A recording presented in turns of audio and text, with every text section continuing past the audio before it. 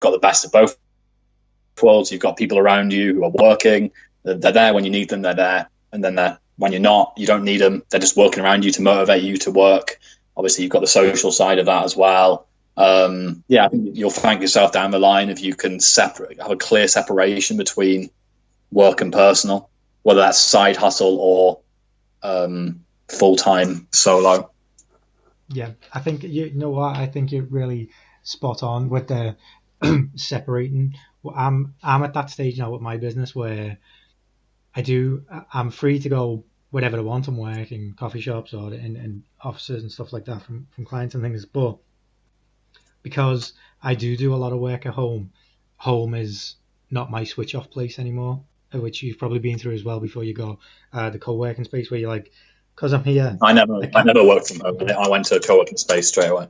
Oh, did you? Yeah. How did? Yeah, I didn't do any homework. Was that a conscious decision to say I refuse to work at home because that's where I chill out? Yeah, it was a conscious decision to straight away from the offset have a separation, and whether that's walking 4 minutes down the road or commuting, but I refuse to commute, to be fair, so mine's always been a walk, like a short walk. It was always a decision I've gone from managing a team of 6 people, having them around me all the time in a 25-person agency, to going to no one.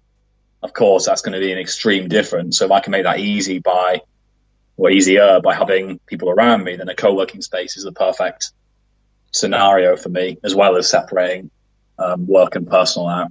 Yeah, it's a nice middle ground. Most definitely.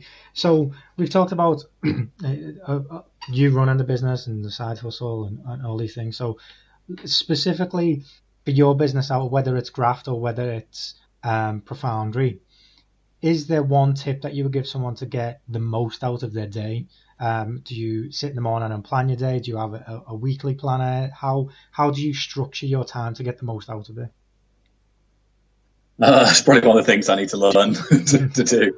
I'm still, after 5 years, not really nailed that down in terms of a structured system. I think I'm heavily motivated by ticking boxes. And when I say that, I mean ticking off tasks. So I'm not a person who's going to let something sit for ages. I'm likely to, even if it's 12 at night and I get an email, I'll probably still kind of tick that off or put it into a box to do tomorrow or something. So it's just being conscious, I guess, of you can write down what you want to achieve that day and things. I've never actually been someone who's motivated like that, but I always go into the next day knowing what I want to get out of it. And then once I've ticked those boxes, I then give myself a break. And maybe I'll go and work on Graft. Maybe I'll go home and play on my PlayStation. Maybe I'll go for a walk the dogs. It sounds really like lazy, but I just don't see the point in putting loads of pressure on myself to achieve loads out of a day. I think I've built a business that, I don't sell too much of my time. I just don't need to. And that's not like a kind of an arrogance. It's a clear vision of how much time I want, how much time I want to sell, how much money I want to achieve or need to achieve. And then there's a line there. I'm not trying to start an agency, for example, which everyone assumes.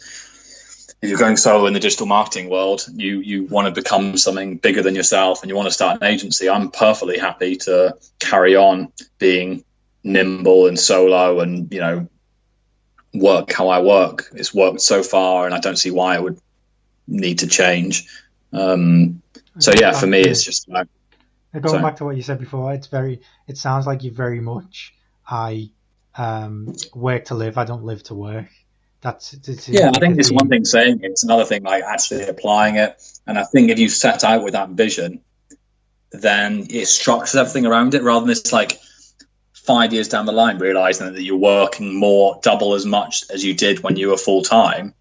It's this vision of, fair enough, if you're motivated by money, you probably will be working double as much to get the same amount of money, because that's just how the system seems to work solo. But if you're motivated by, like I am, like being in control of my work and personal lives together, and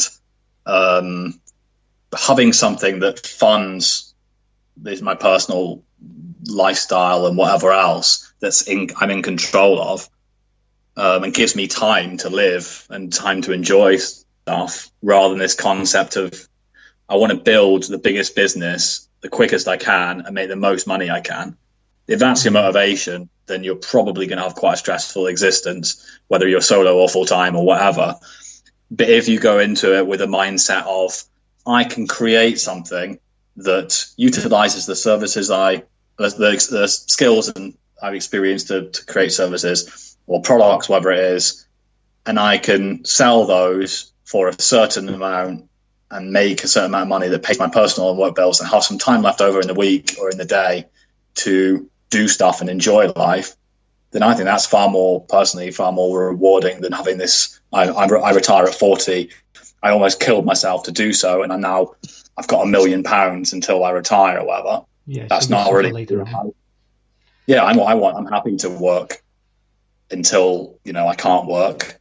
I'm not someone who wants to sit around on a beach, doing nothing. So if it's Graft, if it's Profoundry, if it's Carved, I'm interested to see what I end up kind of having left at the end in terms of whether it's digital marketing or something else I started.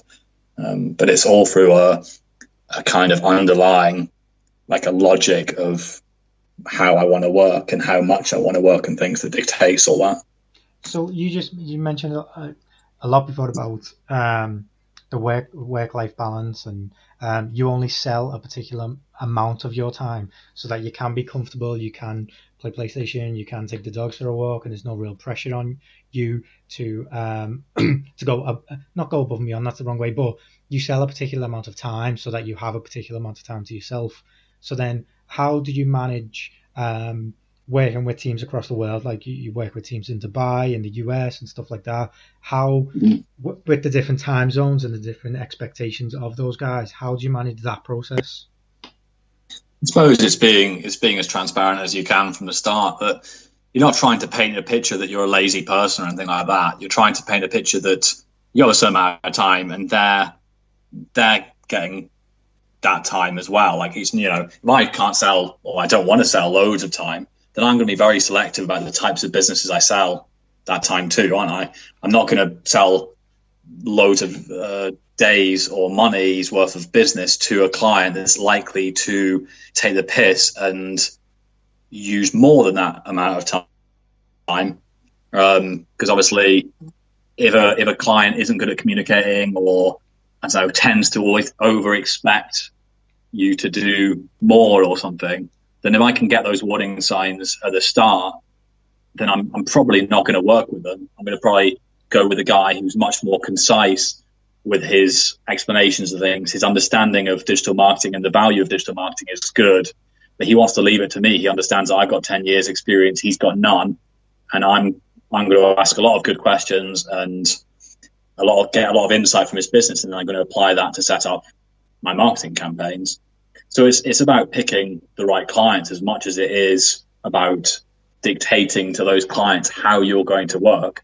But I think obviously expectation management is key anyway in any business. So I'm making sure those clients understand that you have other clients, for starters. You're not just working with them. You might not always answer the phone because you have other clients and because you have a life and whatever else, and setting those things in motion. If you don't want a client to expect you to answer the phone all the time, don't answer the phone all the time. Don't answer the phone at 12 at night.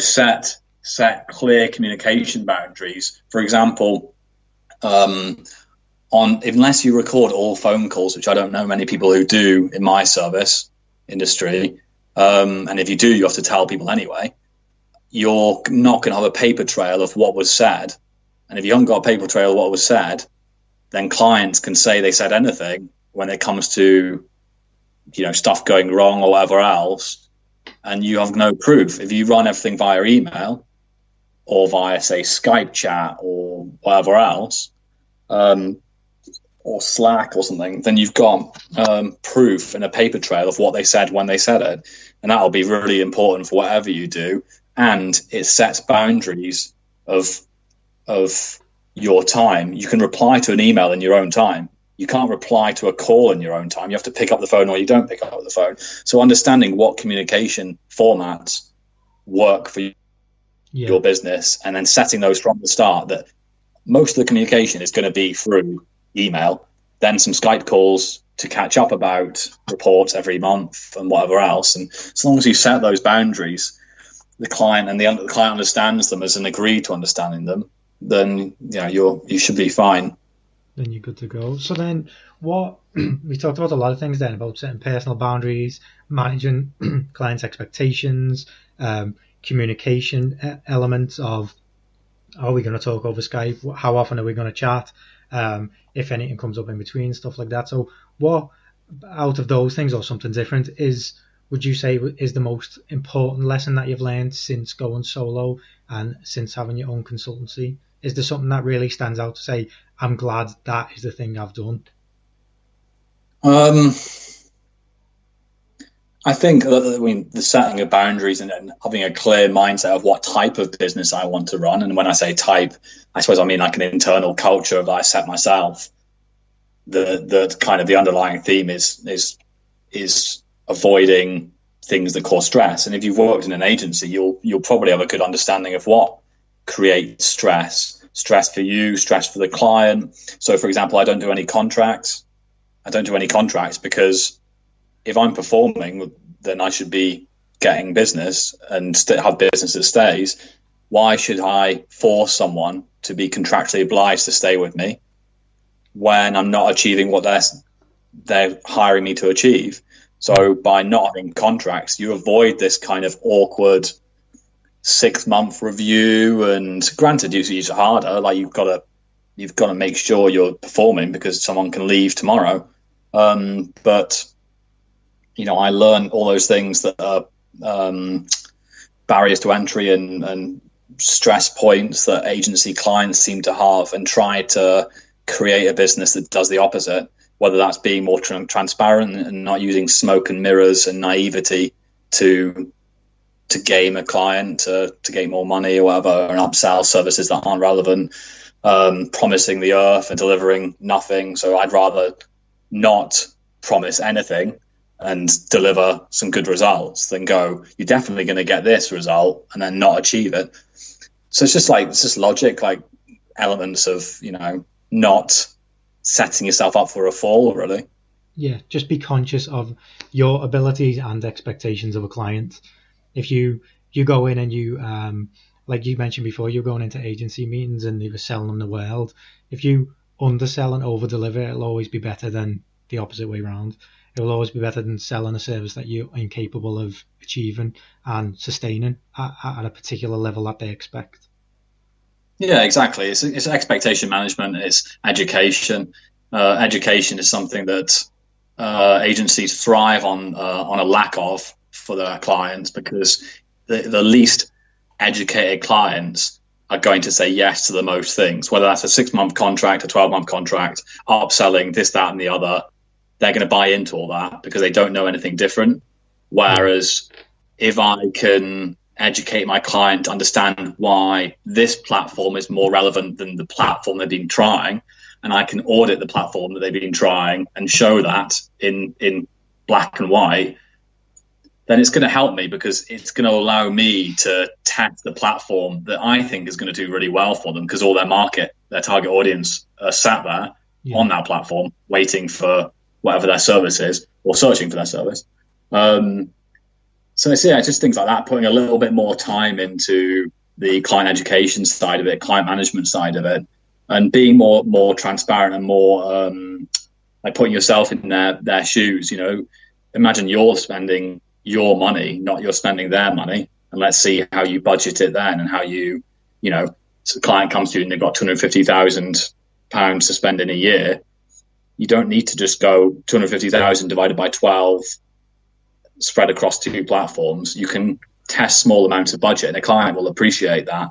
They'll appreciate someone who comes in and is conservative and tests a little bit of budget here, a little bit of budget there. And then once they've proven assumptions right or wrong, then start to up things. And, so I'm not, none of my fees are based on management fees. So I have no pressure on myself to achieve highest management, not management fee, my management fee, sorry, are based on spend, client spend. So there's no pressure